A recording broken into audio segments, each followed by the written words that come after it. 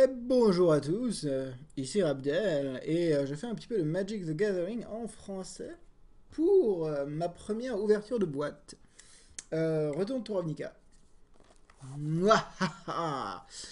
Première ouverture de boîte sur le channel, je suis super content de faire cette première ouverture, et sachez déjà qu'il y a plein d'ouvertures qui vont être faites à l'avenir. Notamment des boîtes de terreau, c'est peut-être une boîte de Modern Masters. Pourquoi pas. Et donc je vais utiliser ce petit engin pour sectionner la boîte. Et je ferai ça en 3 fois comme c'est fait très souvent sur internet. 12 packs par 12 packs. Bien la petite glitter. Voilà. J'essaie de ne pas trop abîmer la boîte parce que j'ai envie de la garder. York, York. Et voilà, la boîte décellée, fraîchement achetée. Hop là. Hop. Bijou. Alors, euh, voilà donc les packs. Et donc, on va en prendre 12, 3, 4, 5, 6, 7, 8, 9, 10, 11, 12. Et voilà. Le reste de la boîte attendra. Et voilà ce qui sera ouvert aujourd'hui. Juicy Packs. Alors, qu'est-ce que je recherche dans cette extension? Pourquoi j'ai acheté une boîte de Retourne ton Ravnica? Tout simplement parce que il me manque encore des playsets de Biland, et notamment pour jouer en standard. Alors, ce que je recherche principalement, ce sont des Stevens Hallowed Fountain, donc les deux bilans de bleu, blanc, bleu, rouge pour mon patriote. Et des Sphinx Revelation. Après, je peux très bien tomber sur des surprises. On va bien voir. Et on est parti. On fait ça bien. Voilà. On va aller assez vite de toute façon. Et on est parti. Premier pack. Alors, je sais pas si la qualité des vidéos sera très probante, mais s'il y a des problèmes, j'ajusterai sur les prochaines vidéos. Non, par contre, toi, tu ne m'aides pas. Tu ne viens pas là. Alors, on passe très rapidement les communes.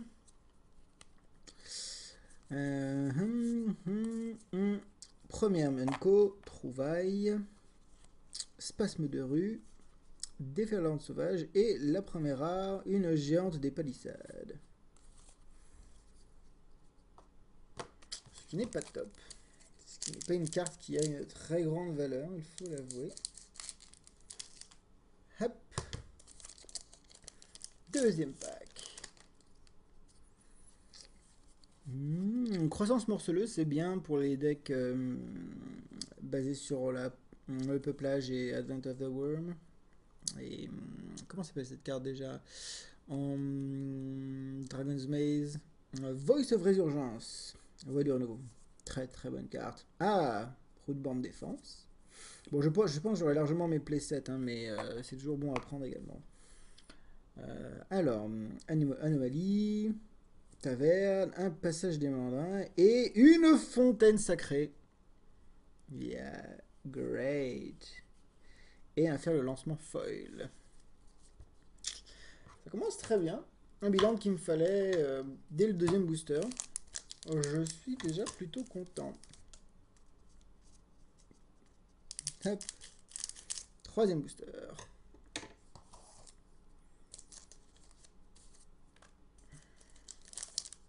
Hop. Impact cuivre, bourgeonnement, anomalie brute. Unco. Militant dryade, très bien. Agresseur minotaure, sabre, et Lara. Une pithing needle, une aiguille sectionnée très très bien. une carte qui a une valeur et qui ira dans mon sideboard exactement. Donc toujours bon à prendre. Je suis plutôt content déjà. Et on continue. Hop là. Une porte, un lien, une croissance, des choses sympathiques, une promenade transguilde, une militante dryade, une justicière d'Azorius, un limon et un diablotin du chaos. Des diablotins du chaos. Ils ont le pitillement tant qu'ils ont au moins un marqueur +1/+1. Fort. Ça devient une 7-6 piètes pour 6 vol. Pas mal. C'est très très fort.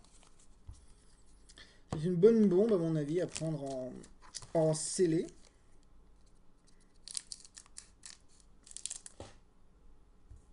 Hop là. Ensuite.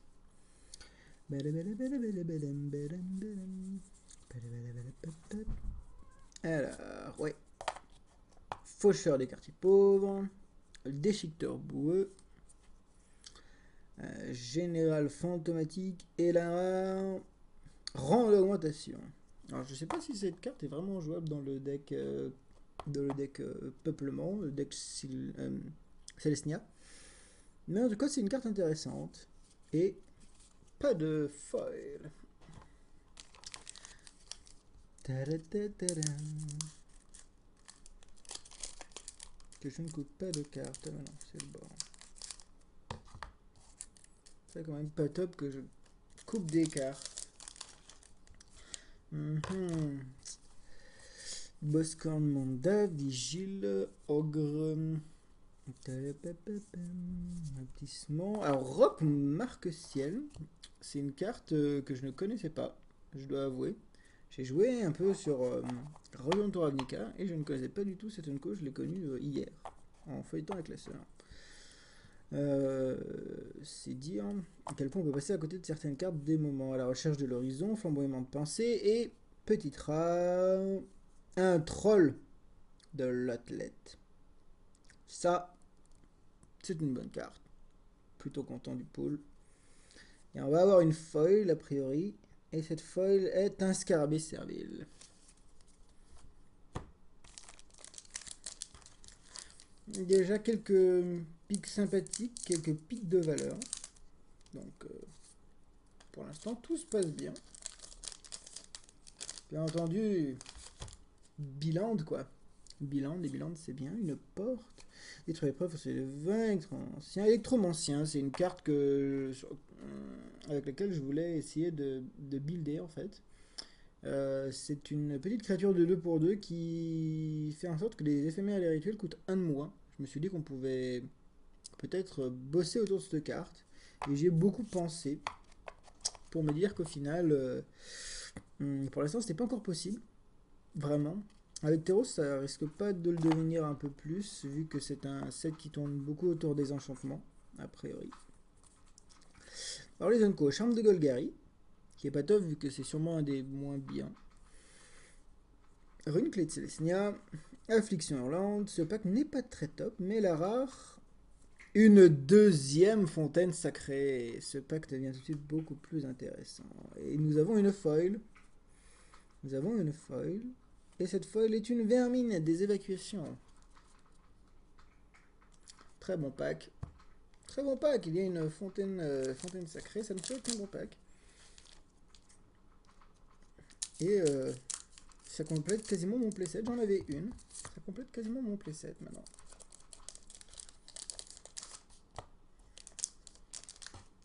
Pack suivant.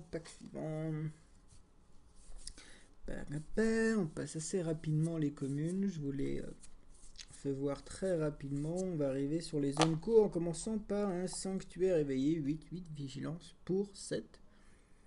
Carte plutôt intéressante pour limiter, pour les formats limités. Ensuite, une rune clé d'Isette, qui est une bonne clé. Qui est une clé qui peut faire piocher des cartes. Une Dim Dam, je ne connais pas cette carte, j'ai vraiment pas assez joué avec cette extension en fait. Au début de l'entretien du contrôleur du permanent enchanté, ce joueur paye son coup de mana en fait. Ou le sacrifie. Ok, et Lara. Un frappeur Loxodon. C'est très bien vu que c'est une carte jouée. C'est une très bonne carte. Carte jouée dans les decks. Célestia. Une 4-4 pour 3, c'est toujours très bon, surtout qu'elle ne peut pas être contrée. Et il n'y a pas de foil. Pour l'instant, vraiment content. Vraiment content de ce qui se trame dans cette ouverture de booster.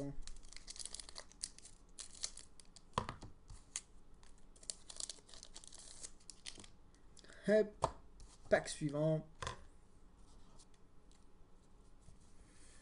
Escogriffe, équipage à balise, blessure à l'arme blanche, accord de coursier, délivrance du druide, fénilateur, flèche vengeresse, courtière, troll, sphère de sécurité. Qui devrait être intéressante, je pense, à surveiller avec Theros. C'est une carte qui a des synergies avec les enchantements. Ça, c'est le premier unco. Trouvaille, deuxième unco. Prédateur des tours. Et Lara. Un démon de profanation. Une magnifique bombe. Ouais, une magnifique bombe pour le format limité, bien entendu. J'ai déjà joué plusieurs fois en format limité et c'est très efficace. Et nous avons une petite foil. Nous avons une foil. Et c'est une sauterelle de Zanikev. Une unco, première unco foil. On va espérer avoir une rare foil. Hein.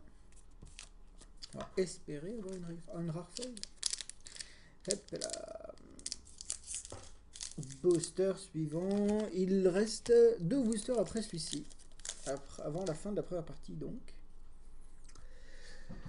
Vigile de Fléodache, promenade transguild, fracasseur d'appartement, patrouilleur de hussards, chant du meneur de corne, pourrissement cérébral, caracal dressé, dragon des tours, sentinelle de Célestia, forêt incontrôlée, guilde mage de Vitugazi. Très bon guild mage qui a largement sa place dans les decks Célestia et qui a joué dans certains decks Célestia. As de l'escrime, un double initiative pour 2. C'est une des capacités que j'aime le plus dans Magic the Gathering. Je vous en ai déjà sûrement parlé. Si vous suivez les émissions en anglais, j'en ai déjà parlé, c'est sûr. Blocus de sécurité. Et là, une Guivemont des Chines. Ah oui. Ah oui. Une bonne vie, 15-15 pieds des familles. Voilà. Guivrement des Chines. Si vous cherchez une créature bien nasty à mettre par un moyen bien nasty également sur le champ de bataille, n'hésitez pas. Guivrement des Chines, c'est une mythique. C'est une mythique. Et il n'y a pas de foil. Ceci est ma première mythique de la boîte. C'est pas trop mal. C'est pas forcément la meilleure, hein, sachant qu'il y a des arpenteurs et révélation du Sphinx que je cherche. Mais tout de même. Porte, 2 portes. Est-ce que ça augure un bilan de la fin? Voilà. Surveillant de Corosda, faire étaler les décombres, âme vassale, c'est une très bonne créature. Les 2 vols pour 3 sont toujours très très bonnes, pendant que le chat miaule. Garde Céleste d'Hisperia, Dilacérateur Rakdos, Pégase de Concordia, Elrune, première Unco, oui c'est première Unco, Raj Cabo Rakdos, 2-2, 3-3 lien de vie célérité pour 5, plutôt sympa, qui m'a sauvé, qui est arrivé déjà à me sauver. Tisseuse d'Arche, très très bon, 5-5 portée piétinement pour 7, c'est une très bonne créature également. Spasme de rue, magnifique, peut wiper le board. Et alors, est-ce qu'on a un bilan? Non, ce sera un dragon hypersonique. Il y avait déjà eu trop de terrain en fait dans le booster. À moins qu'elle soit la foil. La foil, bilan de foil. Non, c'est une moissonneuse volatile. Oui, c'est ça. C'est ce qu'on appelle chez nous la soupière. Donc premier booster avec 2 rares. Avec une soupière foil. Magnifique. Et il ne nous reste plus qu'un booster dans cette section. Donc sectionnons ce booster pour finir la section. Et voilà. Pendant que le chat est en train de hurler à la mort. Allez savoir pourquoi, il va très bien et il est nourri. Instinct perfide, serre de fléaudache, une porte de la guilde d'Azorius, un raqueteur Viachino, rhinocéros d'Odorok, accord de coursier, griffon de la tour de Phébus, horrible récupération, peau de Misium, messager Interville et un guildmage de Nivix. Donc c'est un guildmage affilié à IZ. Hein, qui est vraiment sympatoche, que j'aime pas mal. Ensuite, barrière lévitante, une vraie chure, bien entendu, en format limité. Un rompe-tête, créature que j'adore personnellement, hein, un one-drop qui a une utilité plus tard. Donc, typiquement, la double valeur est vraiment très très intéressante. Et c'est la rare, je crois. Et un arpenteur, deuxième mythique, Vraska l'inapparente. Alors que fait cet arpenteur? Il commence avec 5 de loyauté pour 5 à caster, le plus 1 jusqu'à votre prochain tour. À chaque fois qu'une créature inflige des blessures de combat à elle, à la biche, on détruit cette créature. C'est plutôt bien un arpenteur qui se protège. Très très fort. Déjà le plus 1 est sympa. Le moins 3, donc deuxième capacité, détruisez le permanent dans terrain ciblé. Excessivement puissant, donc permanent, donc un arpenteur qui peut se débarrasser de beaucoup de menaces. Et l'ultime à moins 7, mettez sur le champ de bataille 3 jetons de créature 1-1 noir assassin avec à chaque fois que cette créature inflige des blessures de combat à un joueur, ce joueur perd la partie. Donc cet arpenteur, mes amis, je l'aime beaucoup. Il a à peu près tout ce qu'on veut d'un bon arpenteur. Il se protège, il fait le ménage et il tue l'adversaire. Je pense que c'est un très bon arpenteur. J'aime beaucoup. Hein. Juste à lire le texte. Il est dans 2 couleurs qui sont très fortes actuellement. Typiquement dans ce format, dans le format actuel en standard, on a Abrupt Decay, Putrefaille en sort dans ce genre de couleurs. Qu'est-ce qu'on a aussi alors il y a énormément de choses qui sont sorties, surtout en rouge-vert. Mais il faudrait que j'étudie un peu plus la question. Je crois que c'est joué. Il n'y a pas de feuille hein, dans ce pack. Mais voilà notre deuxième mythique et c'est un Planeswalker. Donc plutôt content de finir sur cette note magnifiquement positive. Et je vais vous laisser là. Je vous dis à la deuxième vidéo. Je vais essayer de vous mettre un lien quelque part. Par exemple par là. Tiens, ouais, par là. Ouais, par là. Là, là. Je vous mettrai un lien par là. Vers la deuxième partie dès qu'elle sera faite et dès qu'elle sera en ligne. Donc voilà. D'ici là, amusez-vous bien, chopez de belles cartes. Et ben, amusez-vous avec Magic tout simplement. Je vais vous dire à la prochaine.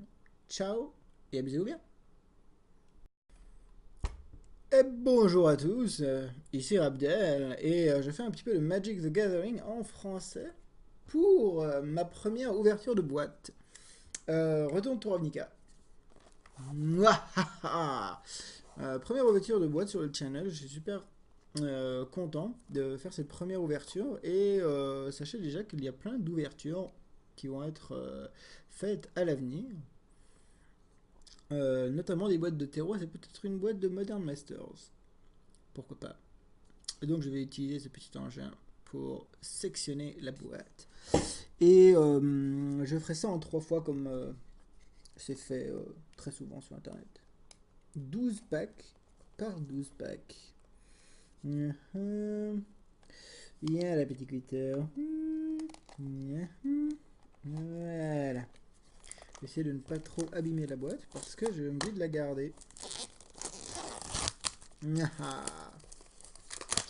Nyork, nyork. Et voilà, la boîte décellée, fraîchement achetée. Hop là. Hop. Bijou. Alors, voilà donc les packs. Et donc, on va en prendre 12, 3, 4, 5, 6, 7, 8, 9, 10, 11, 12. Et voilà. Le reste de la boîte attendra. Et voilà ce qui sera ouvert aujourd'hui. Juicy Packs. Alors, qu'est-ce que je recherche dans cette extension? Pourquoi j'ai acheté une boîte de Resident Ravnica? Tout simplement parce que il me manque encore des playsets de Biland, et notamment pour jouer en standard. Alors, ce que je recherche principalement, ce sont des Stevens Hallowed Fountain, donc les deux bilans de bleu, blanc, bleu, rouge pour mon patriote. Et des Sphinx Revelation. Après, je peux très bien tomber sur des surprises. On va bien voir.